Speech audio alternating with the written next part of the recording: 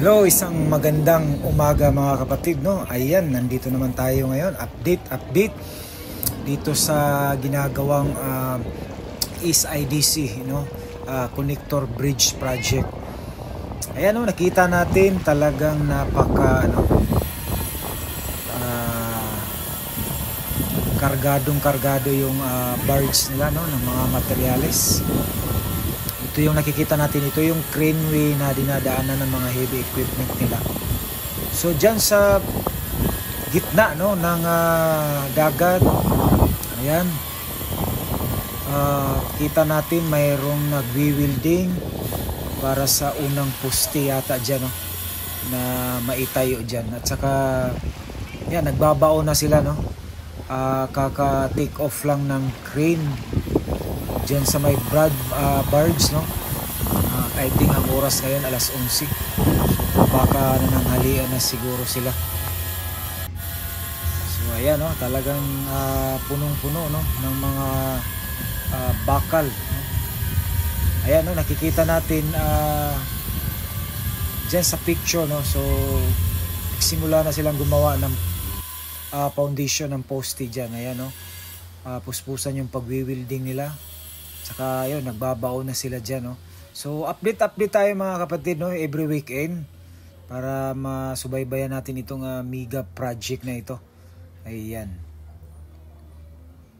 So kumusta kayong lahat? I hope nasa mabuti tayong kalagayan, no. Ayan mga kapatid, no, andito tayo, update tayo dito sa East IDC.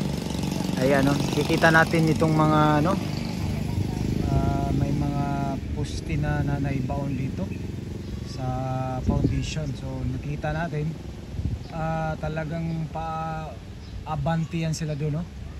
Ayan, nakita natin. So medyo talagang napakabilis. Ayan, bago putulin yung mga niyog na yan, siguro mayroon pang isisettle sila, no, yung mga niyog, babayaran. Saka dito, I think tapos na, no, dito na area, no. Ayan.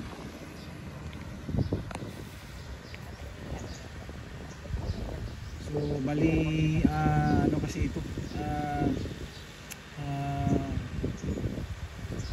ang Bisaya sa, no, sugat.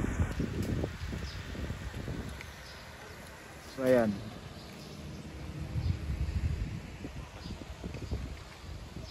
I think mga 200, if I'm correct, if I'm wrong, no, 200 poste ang bubutasan dito hanggang dun sa kanto. Ayan, no, natapos na yung yung Pan-Gilby Bridge, so dyan sa may Region 10, no, dyan sa may Tangob City. Ayan, so ngayon ito naman din yung dito sa Davao City, itong Samal Island, Davao City Connector Bridge Project. Ayan.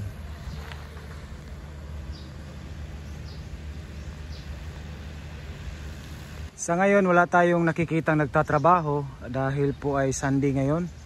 Oras ngayon is alas 11:30, baka kainan na. So ayan, no, nakita natin talagang mabilis, no. According sa pagtatanong natin, talagang medyo tapos na ito, no. Kita natin yung mga bakal. Ayan, no, mayroon na mga baon dito. So next na naman yung yung kabila na naman, no. So yan, abangan naman natin yung pagputol dyan ng mga niyog, no. So napakadaming poste dito, kaya ito, galing dun sa may Samal side, talagang sila, kumbaga tawag dun.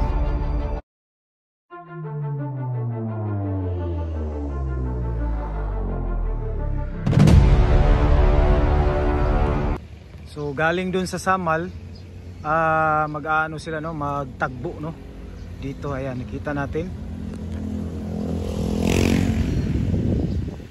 So magtagbo yan. So abangan natin, no, next month, no. So yun naman din yung sa kabila ang nila, puputulin yung mga nyug, no, para sa gagawing poste foundation. Ayan. Okay, hanggang sa sunod muli, no.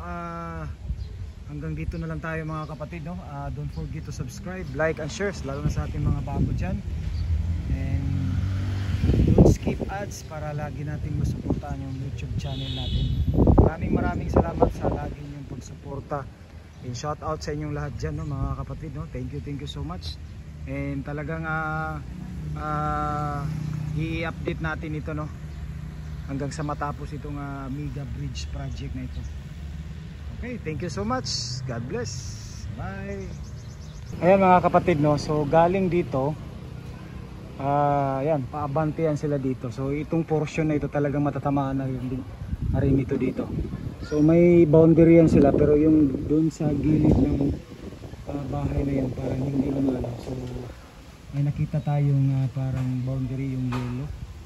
So dyan dadaan yung ano nila, itong SIDC. So dito talagang ito yung next month, no, na i-ano dito. Of course baka babayaran pa itong mga ano dito, saka itong permit dito, another ano. Ayan, so dito kita natin.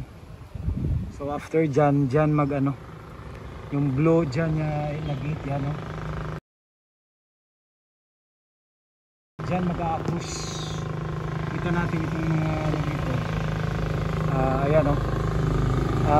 Itong building na ito, maraming mga ano dyan, maraming mga building dyan na natamaan, no? So palabas na yan dun sa talagang dun sa super highway. Ayan, no? Nakikita natin sa ating kasamahang vlogger sa drone niya. Dito sa taas, so may mga budiga. So itong bahay na ito talagang natamaan. So street yan doon. Yun nga dito. So continuous yan itong area dito. So tuloy-tuloy yan dito. So abangan natin, no. After dyan yung blue na gate. So dyan daw mag-a-cross, no, papunta doon. So ayan, no, napakabilis ng trabaho nila dito. Ayan, so next update natin, no, baka ito na naman ng area dito. Abangan natin itong pag ano naman nila dito, no, pag ano ng poste dito. Of course pag clearing yan, puputulin pa itong mga niyog, no, saka itong mga bahay na matamaan dito, babayaran pa yan.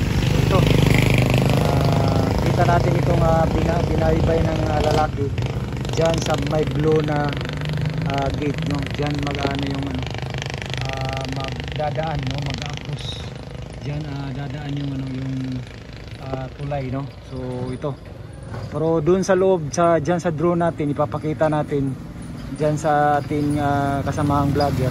Talagang giniba na talaga yung mga budiga diyan sa loob. Ayan, so itong bahay talagang natamaan ito.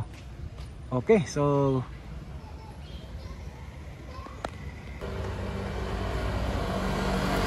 diyan, no, budiga na dyan sa loob. So galing dito sa atin sa mga ano, 100 meters dun sa super highway.